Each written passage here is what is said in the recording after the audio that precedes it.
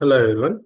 So in this video we are going to see about introduction to Arduino IDE.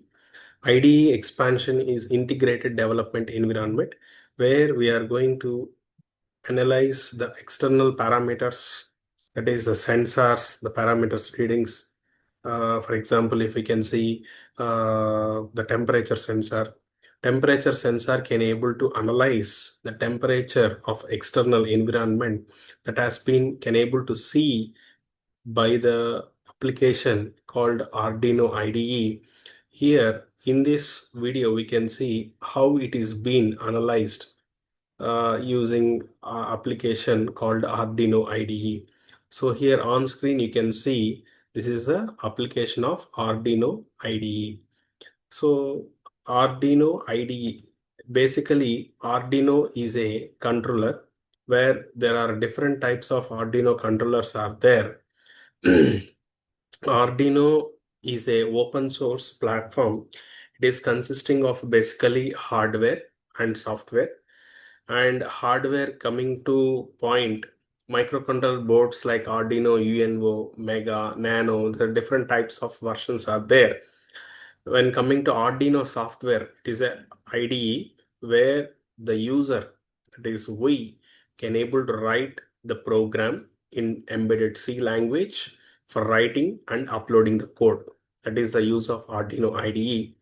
Basically, the key features for this is it is easy to use and even it is more suitable for the beginners and even for the studying engineering graduating people can able to utilize this for different experimental analysis and even for the projects. And it has an open source platform and major applications using Arduino. We can go for robotics, IoT, home automation, and even many more. The programming are that side. And main functions here, we can see two types of functions will be available here. One is void setup. This is a one loop where we can see here. This loop is a function loop where we are going to write several set of declaration of the program variables can be mentioned here in void setup. In another function is void loop, and where we are going to write the main function logic functionality of the program that is being utilized, that is being written under void loop. Whenever the program is completed and it is under executable condition, void setup will execute only once. Void loop will be executed for infinite number of times. This code, once it is been completed writing the code, then you have to go for the compilation checking and then next go for executing the program through Arduino UNO controller. Here, let us see some features of this Arduino IDE.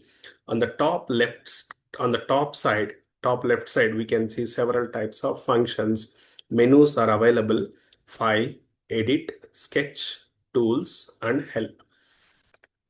And the window where we can see here on screen, that is existence of the functions void setup and void loop.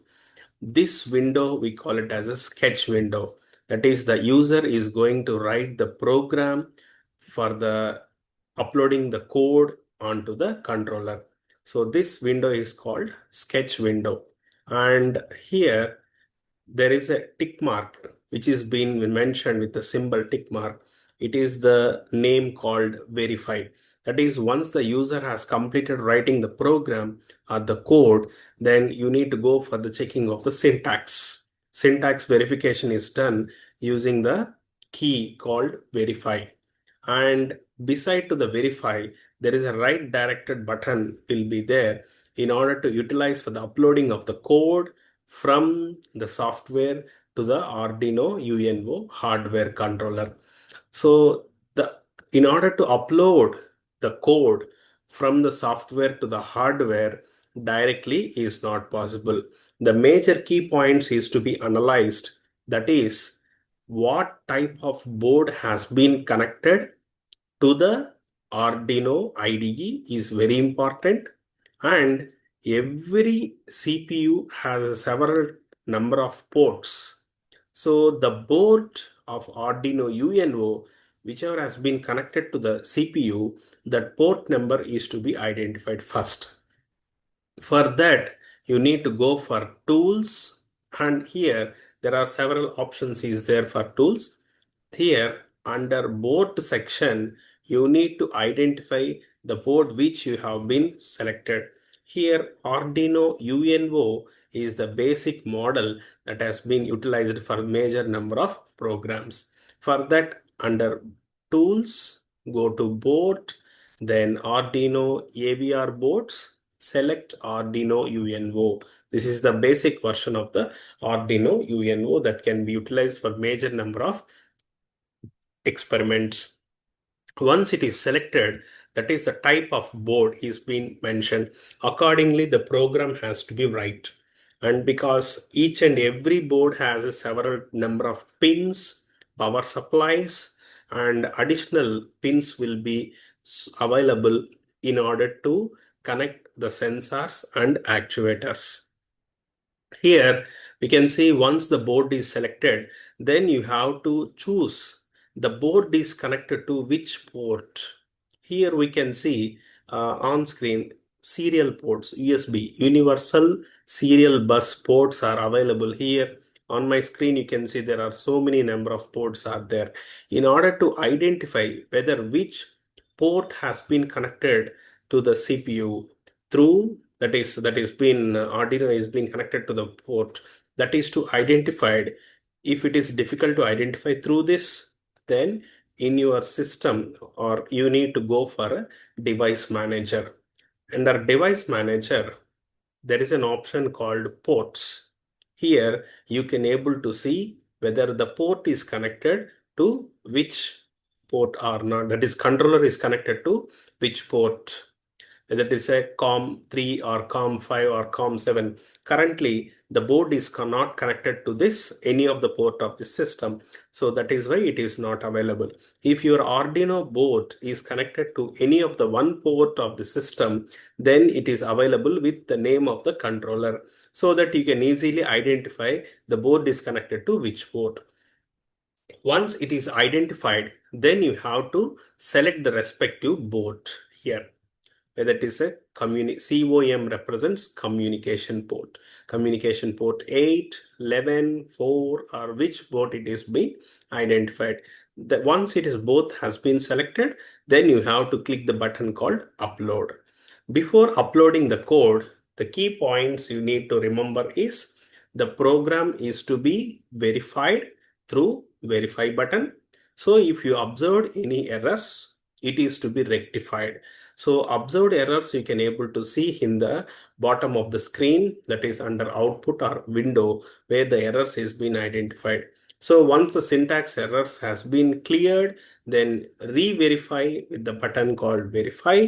Then board has to be connected through USB cable of the supporting controller cable. Then followed by go to tools, select the type of board, whether it is Arduino UNO or Arduino Atmega or Arduino Uno Mini or Arduino Nano, Arduino Micro, Arduino Mini, any type of board. What type of board you have been connected to the system, that you need to select. Once it is selected, then once again go to tools and the board is connected to which port, that is also chosen. Once both the conditions has been satisfied properly, then you can click the button called upload. Then the complete code will be written on the controller without any errors. Then it is ready for the executable and it can able to read the values, whether the type of sensor that has been connected to the controller or whether it has been connected to an actuator or anything, whatever the user has been defined with the set of instructions written in the code will be executed properly. Thank you.